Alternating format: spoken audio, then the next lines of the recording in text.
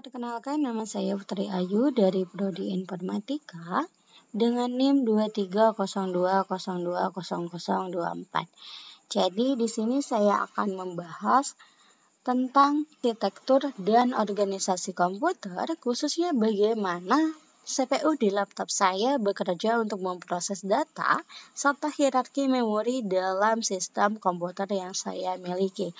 Jadi, di sini terlihat jika seandainya CPU milik saya memiliki backspeed sebesar 2.40 GHz, soket 1, core 4, logical process 8, L1 charge 256 KB, L2 charge adalah 2 MB, L3 charge adalah 4 MB.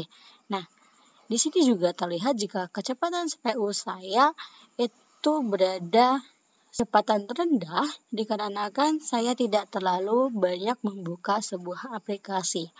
Nah, jika seandainya kita membuka aplikasi seperti aplikasi game, video, dan lain sebagainya, itu akan membuat kecepatan CPU kita meningkat, yang dimana artinya CPU kita sedang bekerja dalam proses yang berat.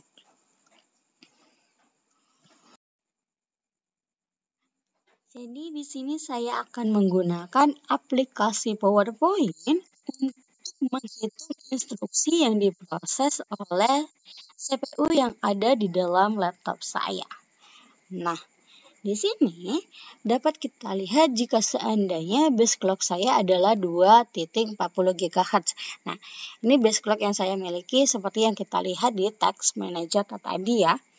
Nah, di sini artinya CPU saya memproses sebanyak 2,4 miliar siklus per detik. Dengan 4 core aktif pada beban, nih, core aktifnya itu dengan 4 core aktif pada beban 80%, kita mendapatkan ekuivalen sebanyak 3,2 core ekuivalen. Nah, lalu saya memiliki instruksi per siklus sebanyak 4.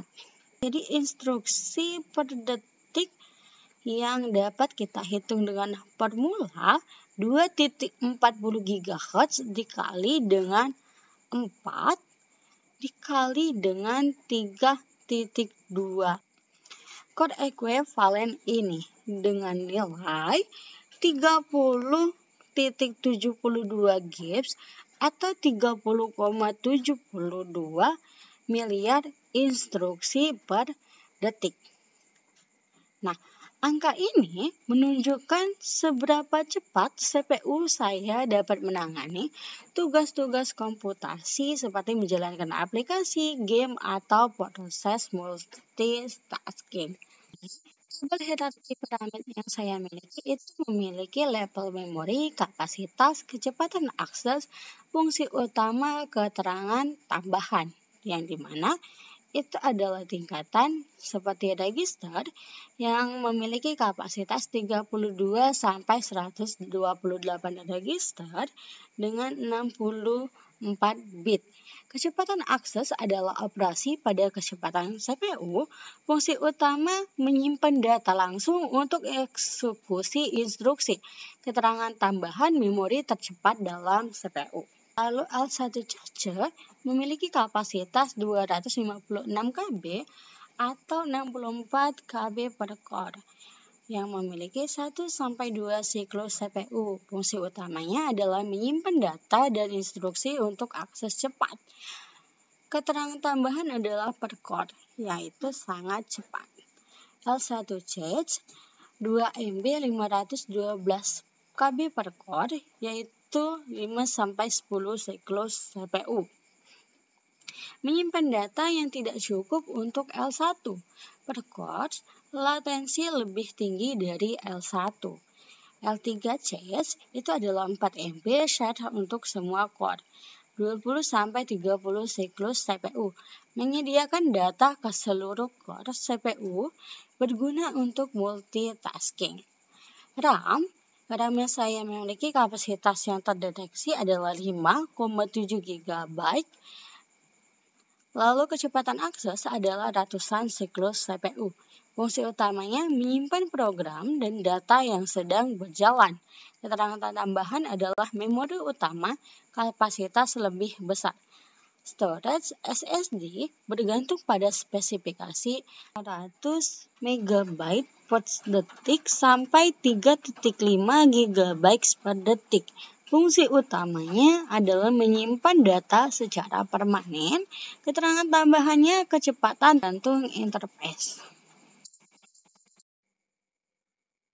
Jadi di sini aku menggunakan hierarki piramid dengan analog uang. Yang pertama adalah register.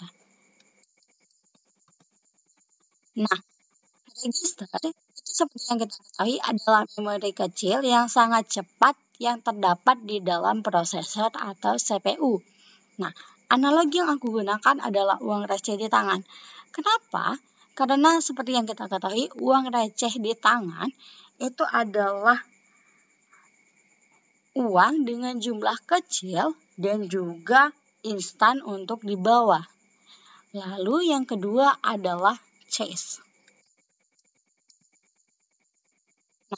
Chase itu adalah memori berkecepatan tinggi yang terletak di dalam atau dekat CPU. Analogi yang aku gunakan adalah uang di dompet. Seperti yang kita ketahui, chase itu adalah memori berkecepatan tinggi yang terletak di dalam atau dekat CPU. Sama seperti uang di dompet, yang dimana uang itu berada di dalam dompet. Nah, uang ini juga sangat sering kita gunakan untuk melakukan sebuah transaksi.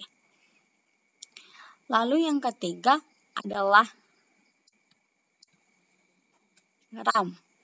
Seperti yang kita ketahui, RAM adalah memori utama komputer yang bersifat sementara atau volatile. Nah, RAM aku analogikan menjadi uang di rekening bank. Seperti yang kita ketahui, ketika kita menabung di bank, itu kita bisa menyimpan uang lebih banyak dan digunakan sementara. Karena tidak semua tempat memiliki bank untuk kita menarik uang tunai. Lalu yang terakhir adalah storage atau SSD. Nah, seperti yang kita ketahui, storage atau SSD adalah perangkat penyimpanan permanen yang menyimpan data dan file dalam jangka panjang. Nah, storage ini aku analogikan menjadi investasi atau tabungan jangka panjang. Nah, seperti yang kita ketahui, investasi atau tabungan jangka panjang, kita dapat menyimpan uang secara besar dan juga banyak dalam jangka waktu yang sangat panjang. Seperti storage, yang dimana storage ini adalah penyimpanan yang secara permanen dan file dalam jangka panjang.